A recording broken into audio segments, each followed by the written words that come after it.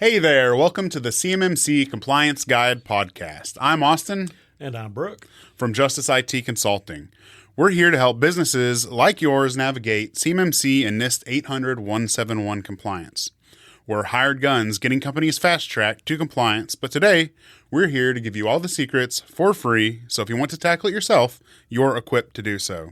Let's dive into today's episode and keep your business on track. Today's episode is for the overworked, under-resourced, and part-time compliance lead.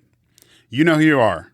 If CMMC is just one of your many hats you're wearing, we're going to walk you through how to make real progress anyway. So, Brooke, let's start with the obvious. What makes CMMC so tough for small businesses? I know that's a loaded question. Well, it is a loaded question. And you hit on the biggest thing just a minute ago when you said many hats, because in a small business, everybody wears multiple hats. We're a small business, and I don't just get to do one position. I do multiple positions just like you do. Well, I think you only do one thing, don't you? No, I don't. I know what you're talking about. I do a lot of things. Don't. But yeah, in a small business, everybody wears a lot of hats, and so when you have to be CMMC compliant, that usually gets assigned to maybe the IT manager. Actually, let me step back. The IT guy, because they don't, in a small business, you don't have an IT manager. You might call that person the IT manager, but it's the overall many hats IT guy, and you can give them another hat to wear, and that's compliance. Mm-hmm. And then it might be the quality guy, or it might be could be the CEO or CFO, or it could be somebody else, but it's somebody like that already has a full plate that's trying to implement, understand, and then implement CMMC. So it's a lot of work to do for one person, and generally, if it's not the CEO that takes it under their own wing, it's they say, here, we need to be compliant because we've got this contract, and I need you to get us compliant. And so, you've got to understand and learn what all the CMMC stuff is. You've got to know all the NIST 800-171 controls and all the assessment objectives, how they layer CMMC in on top of that, and the whole 9 yards. You've got to know all that, and then you've got to go implement it and figure out how to fit your environment in. So it is complicated, and the stakes are kind of high, because if you get it wrong, it could mean a longer assessment, not ready for an assessment, a failed assessment, or something like that. It's a big hat to wear along with all of your other hats. So stakes are kind of high to make sure you get it all right. All right, so next question for you is, where should someone start if they only have a few hours a week for this? First of all, you need to start at reading through the whole thing and understanding it, and which is it's no small feat, especially if you're starting from ground zero. But even if you think you know this stuff, going through and actually reading it, actually understanding, actually reading some of the documents that it's based on, that's a lot to take in. So you got to understand it first. Then you start with a gaps assessment. Where are you at right now, and where do you need to be? Then you figure out where all your COI is. Where is it in your system? Could be where you want to make it be, if you want to make an enclave or something like that. But you got to figure out what COI you have and where it is right now. Then you got to figure out where it comes from and where it goes. That's a COI data flow diagram. So we download it out of this portal. We get it through email. I hope not. But anyway, we get it through email over here, or whatever it may be. This is how it comes into us. This is how these are the systems of ours that it goes into, and it flows through. And then if we send it out, it goes out this way. So you need to have your COI data flow diagram understood. You need to understand the way it is, and then it's very likely it probably needs to change a little bit or a lot. So you can absolutely change that, but you need to understand that. And then from there, it's starting with the controls and doing the most obvious, easy stuff first, locking down user accounts, locking down ACLs for access to information, right? Making sure that not everybody operates as an admin, stuff like that. Easy stuff that you can do and tackle, and you can do this in short sprints. And as long as you plan, a couple hours a week. Now it'll take a long time at a couple hours a week, but as long as you plan a couple hours a week or more, but set aside time when you're not wearing one of your other hats to wear this hat, you know, you can make progress on that by doing these short sprints of a couple hours or so each. Yeah, you said something a minute ago about actually starting with reading. Yes. Did you say the 800-171, the NIST 800-171? Yes. Yeah. Revision 2, not 3. Right. It's not the For current now. one.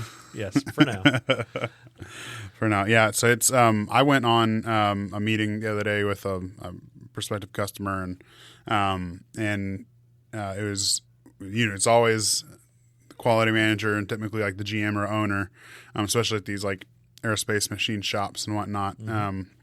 Anyway, and the reason I'm bringing it up is because it was the first quality manager I'd met that was rather learned, if you will, up to speed on compliance. That's great. And he had mentioned that he had spent probably the better part of the past 5 years getting, learned up on it. Yes. And anyway, so I bring that up to say that it can be done, but if this is a task that's in your lap, I wouldn't wait to start reading that enthralling document that is the NIST 800-171 Revision 2, because it can be done.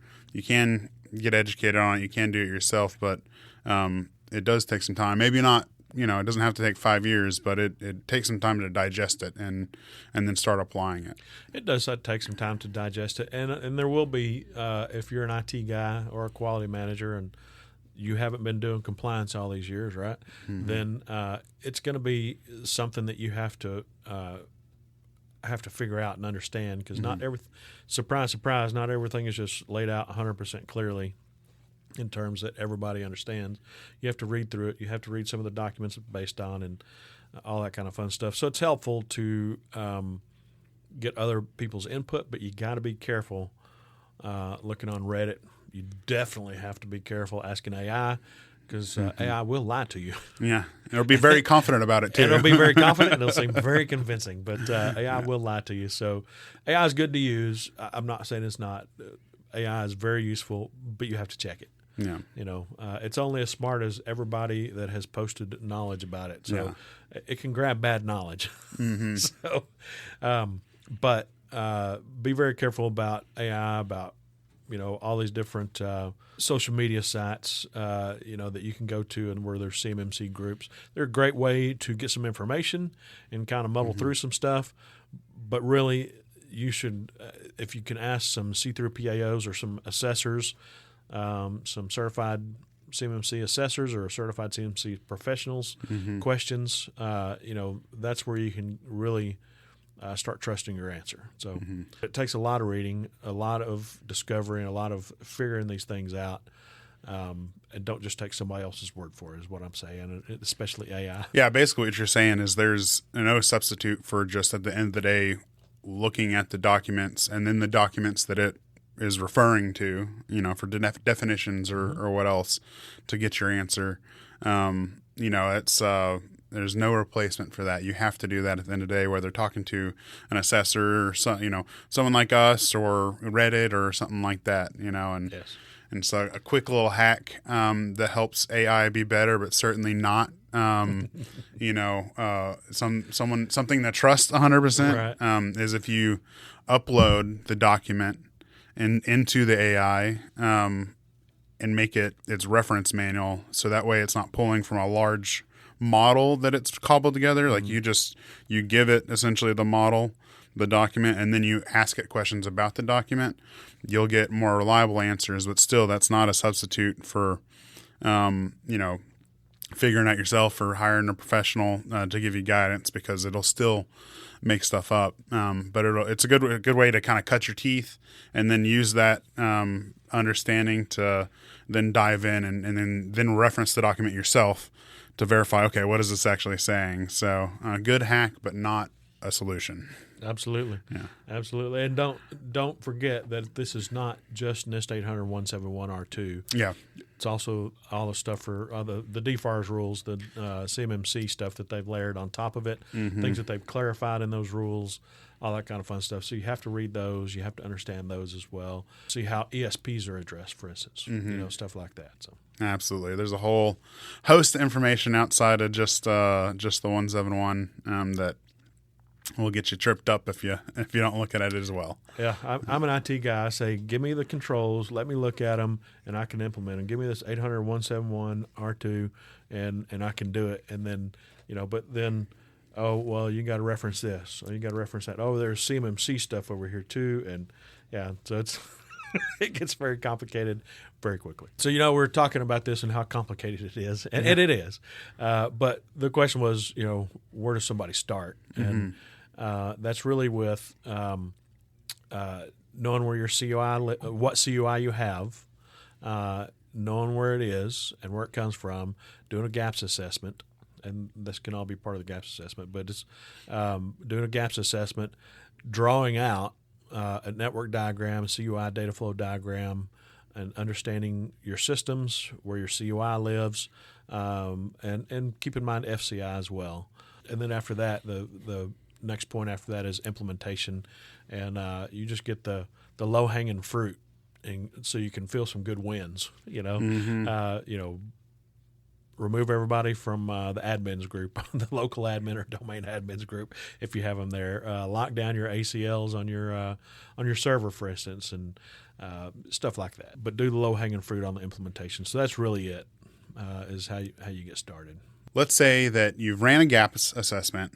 Now you know where your CUI lives. You got kind of a network diagram to define the scope and the boundaries, and you've done those low-hanging fruit items. What would you do next? One of the easy things to do is wherever you touch CUI, you have to have multi-factor authentication. So the short answer is implement MFA, okay, for wherever you touch CUI.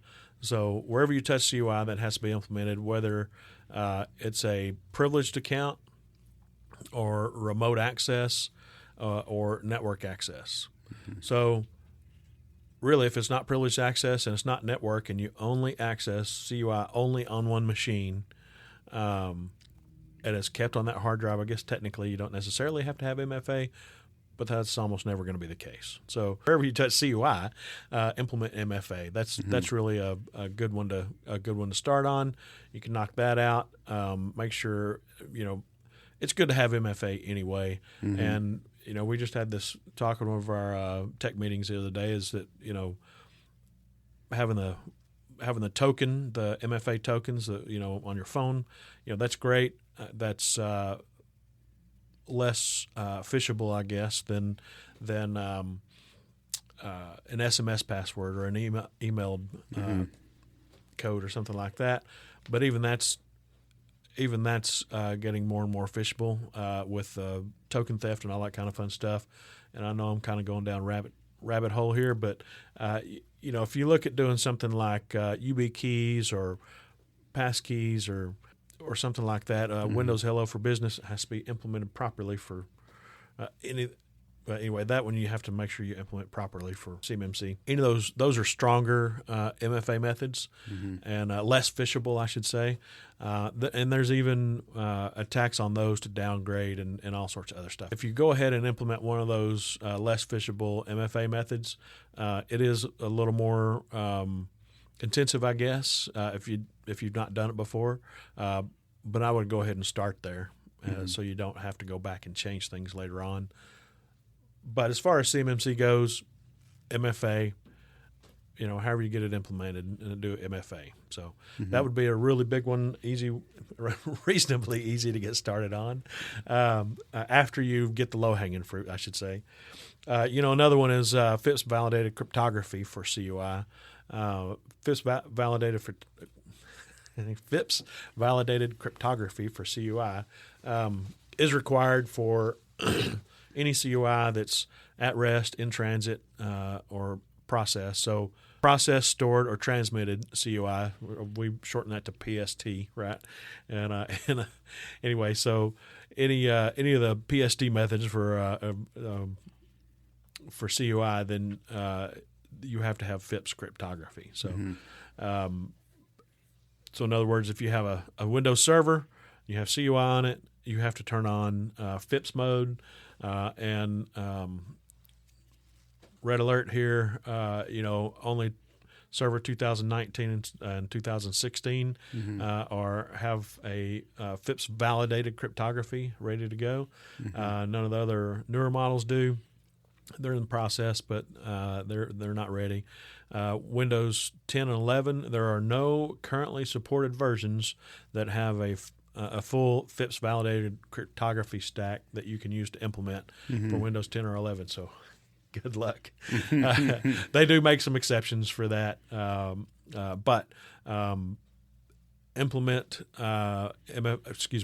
FIPS validated cryptography everywhere you can. Servers, your firewall. If you VPN in, the CUI needs to be protected once with FIPS validated cryptography. So if it's already encrypted, you don't have to worry about encrypting it again. Okay, so or you don't have to worry about FIPS validated encryption again. So if you VPN in, but you're only communicating over SMB, for instance, then as long as it's turned on, you're good. But if you're doing anything that might be less than FIPS validated cryptography through that VPN tunnel, turn on FIPS mode for that firewall. So, or at least for the VPN. But most firewalls, you turn it. Well, don't know about that, but a lot of firewalls, you turn on FIPS mode, and you either turn it on and it turns off all the stuff that's not FIPS, or you have to go meet all the requirements and then you can turn it on. I know SonicWall just changed from one method to the other, but you have to turn that on. It really, to tell you the truth, it's just safer just to go ahead and turn on FIPS mode on the firewall. It's easy. There's not that much impact.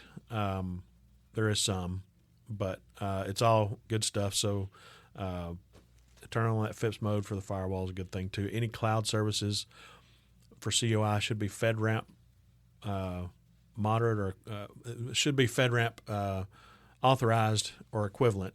And if they are, then they'll have FIPS mode. But if they're equivalent, you need to make sure that you've looked at all the documentation and it actually is in FIPS mode. So FIPS validated, that they use FIPS validated cryptography. So that's a FIPS cryptography is another thing. Set up your audit logs for monitoring. You define the monitoring. You define the categories, but you need to be able to research and find issues. So, but your audit logs for wherever you touch CUI and wherever it travels, it's going to be your firewalls. It's going to be possibly your APs and network equipment, possibly your servers, stuff like that. So turn on all those audit logs. The next thing is all those logs have to be reviewed. So you can go review those logs, and that's fine-ish. But really, to do it properly, you should have at least a SIM, if not a SOC helping you, but at least a SIM gathering all those in one place, because those logs have to be protected. So it not required, but if you're a small team, it's a heck of a lot easier to go buy a product that does a lot of the things for you. It doesn't have to tell you. It doesn't tell you have to have a SIM, but the things it tells you have to do with the logs, a SIM does all that and makes it easy for you. So, the next thing is your incident response plan. And you have to build out a good incident response plan. I saw this question come up just the other day. How many of you IT guys have incident response plans? And like, well, we know what to do in this case or that case. Well, that's not an incident response plan. Not everybody will do the same thing. So if you but you have to have that response plan. It has to be built out. The first time you build that out, it's going to be a booger. It's going to be tough to go through and build out that thing. But you're supposed to also test it. So if you test it, for instance, annually, you go through and test it, I guarantee you're going to find things you have to change. But that's the point of testing it. It is to find these problems in it. And things are going to change from time to time, so you're going to need to update your incident response plan. But once you get it built out, adding on to it, updating it, all that stuff is not nearly as hard as building it out the first time. Maybe involved, but not nearly as much. So those are some of the high priority things that make a big difference. And I would say those are probably good things to do next. How do you handle all the documentation? Because you can't go too far in the implementation without starting on the paperwork. Well, there's a lot of the controls and assessment objectives are documentation related. Mm-hmm. It's less than 50% technical. Using templates is a good thing. So if you find some templates, you can use those. It's always better to with scripts. I always tell people, I never write a script myself. I always find one that does mostly what I want, and then I bastardize it and make it my own. Or it's like a recipe. You take somebody else's recipe and you say, I don't like this and this. I'm going to change this up, and so now it's mine, right? Mm-hmm. And so then you can take credit for that recipe too. So by the way, so really, documentation is hugely important in this. For procedures you're supposed to follow, policies you're supposed to follow, but also for proving that you're doing things. It's good to start off with a template if you can get one, either find one and download it.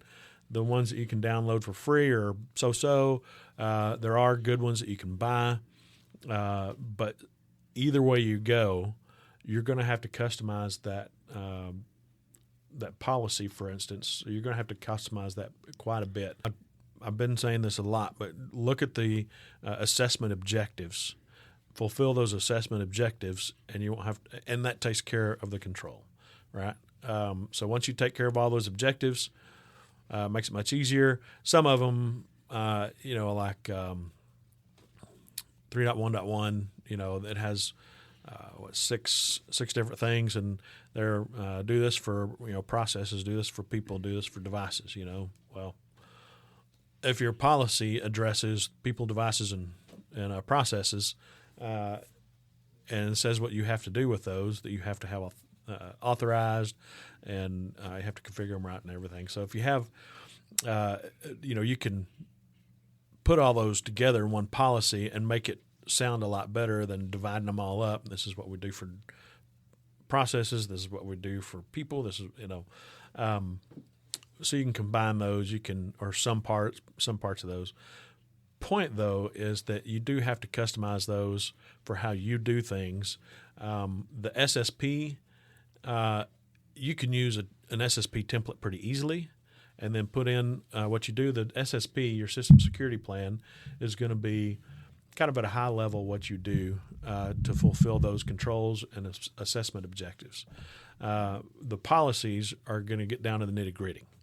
So the SSP, you can take that template and you can just stick in, high level what you do on these things, get that taken care of, and then on your then you can refer to your policies. Your policies you write out in depth. This is how we take care of this, and you can certainly start with a template.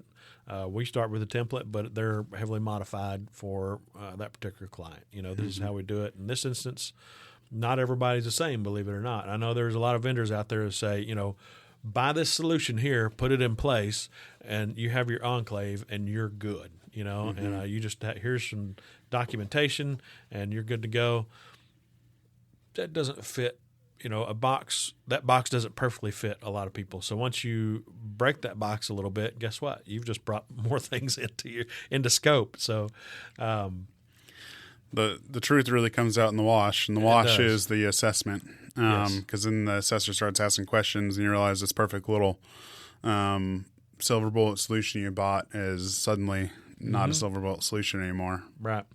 Absolutely. And most of the DIB is made up of manufacturers, and so they have machines on the floor that have computers that control them, and CNC machines and whatnot. And so how do you get that CUI from your environment to that machine? It can be a host of different ways, but you have to fulfill those controls and assessment objectives and do it properly. So anyway, point is that templates and box solutions are great, but most likely you're going to have to customize those. You will have to customize the policies, and most likely, unless your business just happens to fit in a box, then you're going to have to customize that solution some too, or make that solution fit a portion of your business, for instance. Yep. I guess that's saying kind of the same thing in a different way. But yes, you can absolutely start with templates, but they will be heavily modified. If you don't heavily modify them, then they're just not going to fit and not going to be defined enough for an assessor. Mm-hmm. Yeah. It's real hard to buy compliance off the shelf. Yes. It can be, you can certainly throw a lot of money at the problem and it makes it a lot easier. Yes. But you can't just buy it off the shelf. It doesn't work that way. Right. Yeah, and I will say just what I said just a minute ago. You can buy it off the shelf, but you'll have to customize it. Right. So the ones you purchase, I don't know about all of them. Some of the ones I've seen that have been purchased have been pretty good set of policies and plans and procedures. And it's not just SSP and policies. You're going to have some policies. You're going to have your SSP, and you're going to have some policies.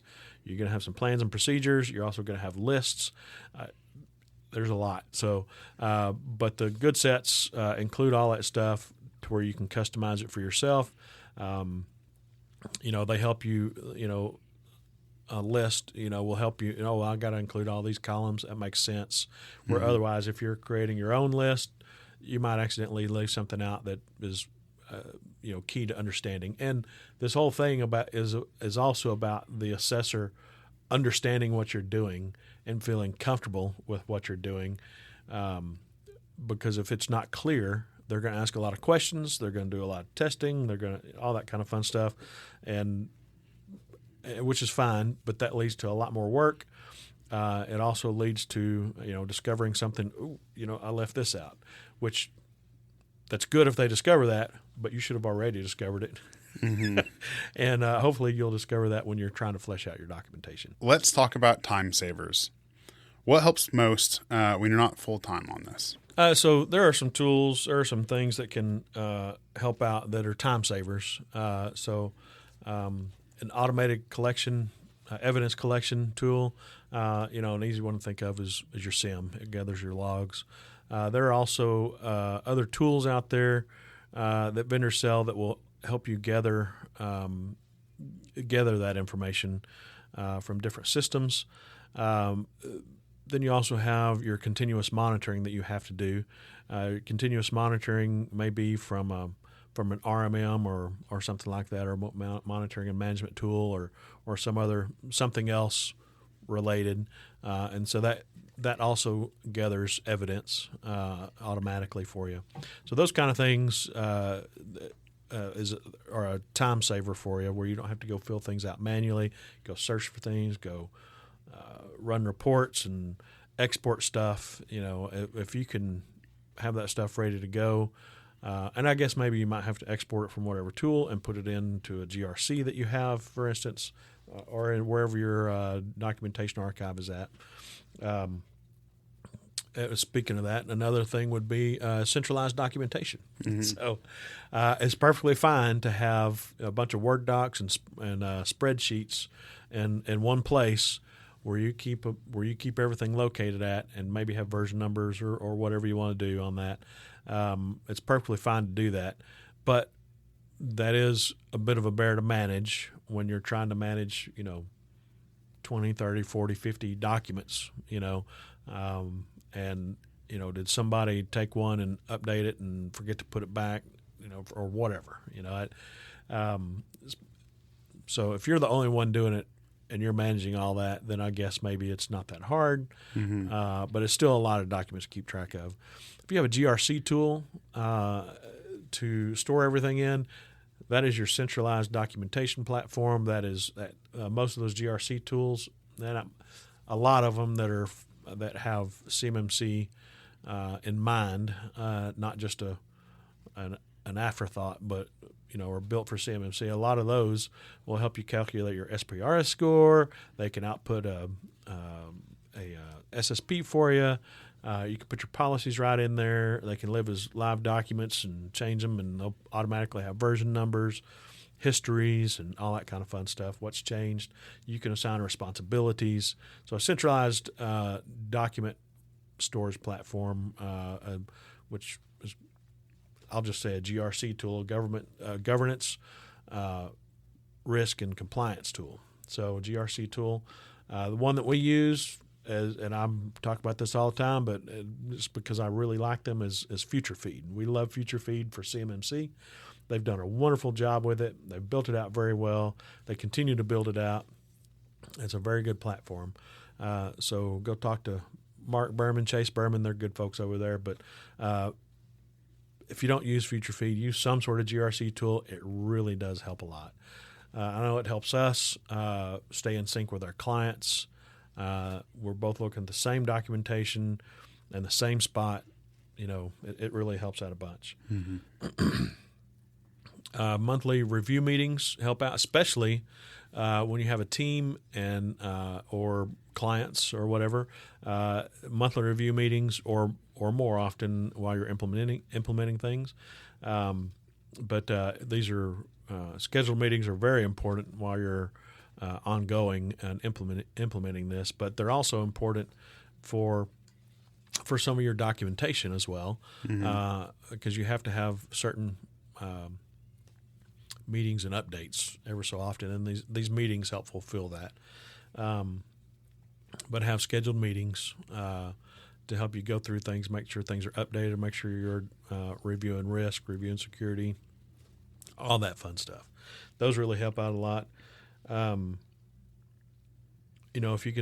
If you have a little bit larger team, you can, or if you have any team, but you can assign responsibilities to, HR's in charge of training, and IT's in charge of implementing technical controls, and the whatever compliance team or whoever that may be is in charge of the documentation. But if you can split out those roles and assign people, which you can do with the GRC platform, by the way, or most of the good ones you can.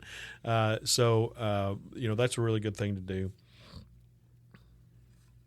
And the other thing is, don't forget that you can outsource specific pieces or the whole thing or anywhere in between to help you out and help you get this done. All right, let's land the plane here. If you only have a few hours a week to work on CMMC, what are some practical tips that can get you some steady progress, kind of wrapping up? Sure. And if you only have, very few hours a week, then God bless you. Good luck. But it can be done. But it won't be done overnight. Even if you have all the people in the world, it still will not be done overnight, just so you know. If you block a couple hours a week at the very least, set that, just like we were talking about earlier, set that aside, make that scheduled time that you take all your other hats off, you put them off to the side, you put them out of view. You don't want your other hats to be in view. You take off all your other hats and you wear only your CMMC hat, and you step through the phases of the stuff that we talked about earlier, which we'll probably hit on here in a second. But so work from home or lock the door so no one comes in your office. Work from home or lock the door, ignore the phone, unplug the phone. I don't know. But block off at least a couple hours a week, if not more, to work on just this to get it done. So that's one of the first things you do. You need to set time aside to do just this, to where you focus on just this. It's very hard to get this stuff done if you're doing other things, and you have to get your mind wrapped back up in, I'm going to go unlock a user account, and now I can come back and where was I with the CMMC stuff? So it's hard to get pulled away to do other things. So set aside some time, just like you're in a client meeting or whatever it may be. You can't be bothered while you do this stuff. It's very important to stay focused and get this stuff done, especially if you don't have much time available to do it. Breaking your work into phases and writing those phases out and understanding what goes in each phase and not getting everything all jumbled together, right? So you need to figure out what type of CUI you have.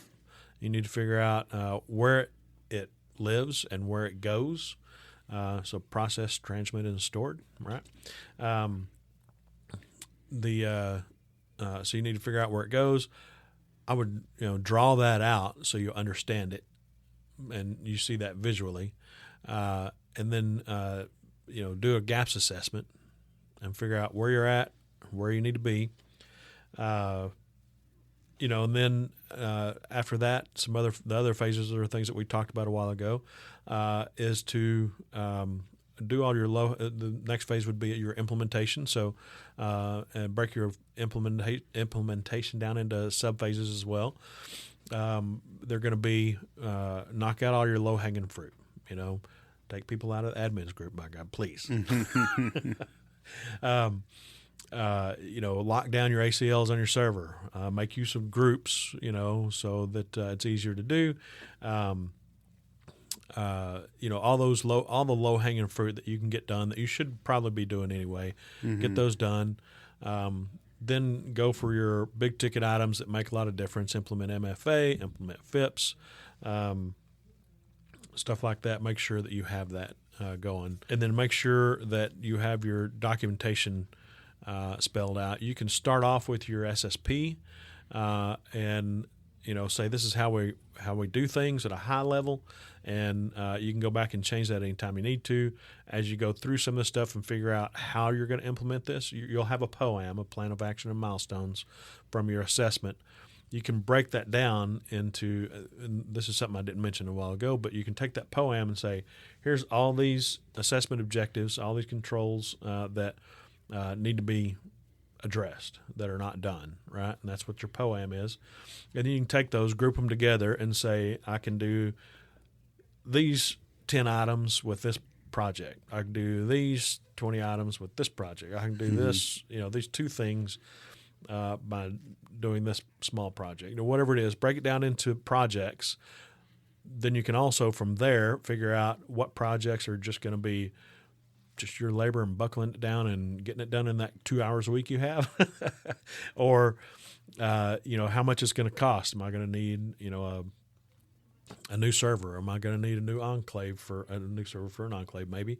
Are we going to need to buy this product or that product? Are we going to what do we need to do to fulfill these? And you can figure out the effort involved and the cost involved with your POAM and making projects out of that.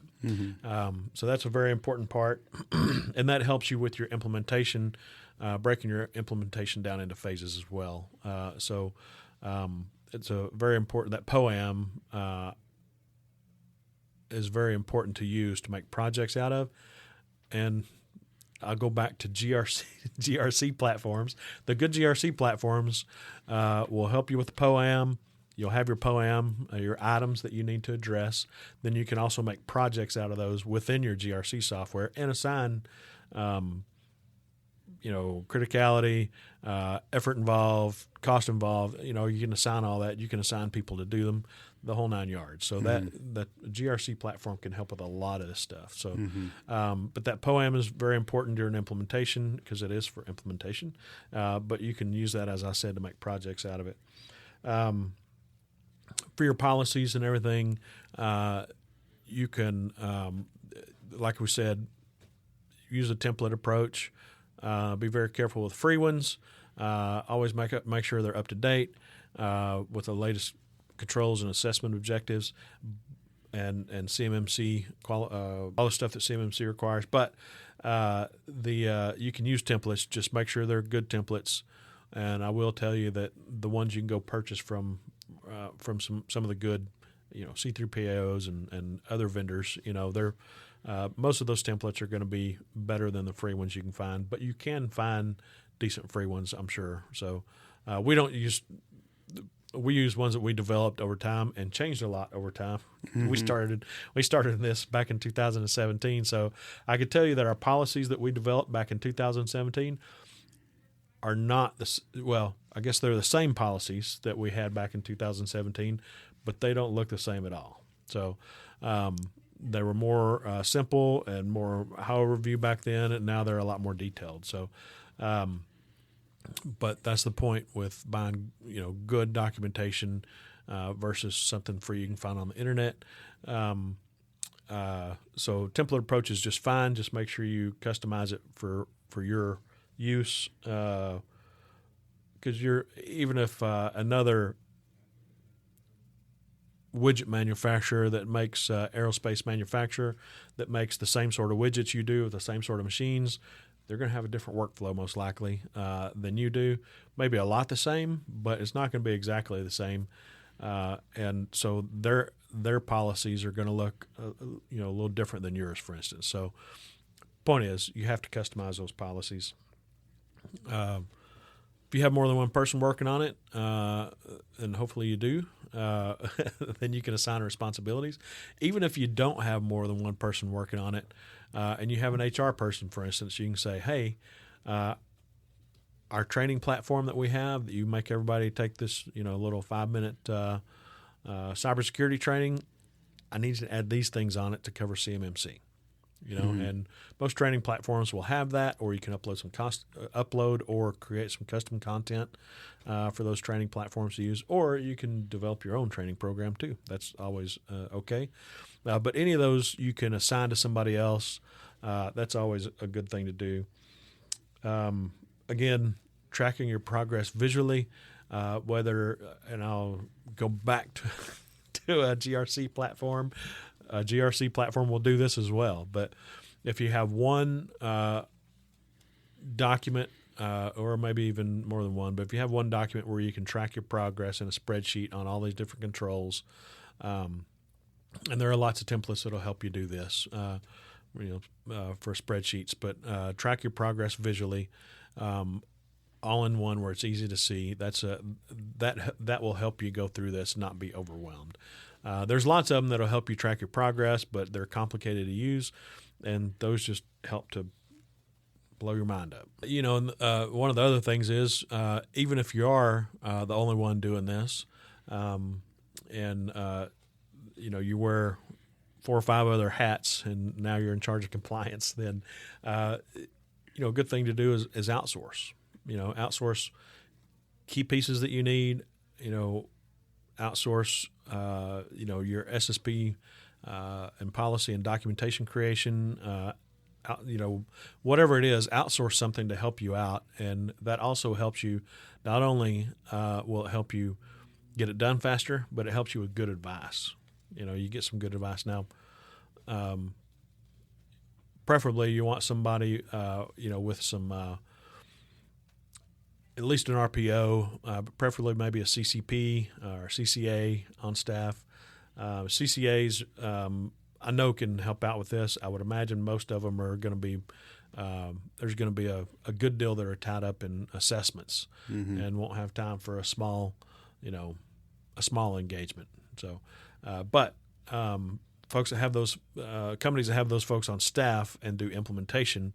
Then that's a good way to get good advice, is to engage some of those implementers to help you out. And then the only other thing to remember while you're trying to get this done is that this isn't a one and done thing. And if you look at NIST 800-171 and CMMC, it's not they don't say implement this and then you're good. They say implement this and manage it. So it's ongoing management, it's ongoing monitoring. Be updating your documentation. I can tell you your incident response plan is going to be one of those things that every time you test that incident response plan, you're going to go, we didn't think about this. You should not test the exact same scenario every single time. Or maybe you did so poorly on the first one that you do want to test it again. But you should test different scenarios, and you should find things in your IRP that you need to address in that policy or the plan or procedures that you need to address. You need to shore up and make better. So it is an ongoing thing. Don't forget that. So once you get it done, you're in management, monitoring, and maintenance mode. And if this all seems too complicated or you don't want to do it yourself, we are offering a free roadmap to an SPRS 110 score. So the SPRS is your self-assessment of basically the 110 controls, right? And so what this session is just kind of sitting down with us for 90 minutes, myself and Brooke, and then we'll just kind of walk through where you're at for compliance right now, where you need to be, what the gaps are, more or less, and then kind of jotting out a personalized roadmap for you to see how you could get to 110, and that's all free. So that hour and a half session is what we offer, just kind of as a get to know us offer there. So you'll understand where you currently stand, what gaps you have that could cost you contracts, and then get that personalized roadmap. So Absolutely. That should be in the description down below if you want to take advantage of that. If not, keep coming back and we'll keep giving away the secrets for free here on the show. Thank you everyone for joining us today. If you have any questions about what we covered, please reach out to us. We're here to help fast track your compliance journey. Text, email, or call in your questions. Also, you can comment questions as well. We'll answer them for free here on the podcast. You can find our contact information at cmmccomplianceguide.com. Stay tuned for our next episode. Until then, stay compliant and stay secure. And make sure to subscribe.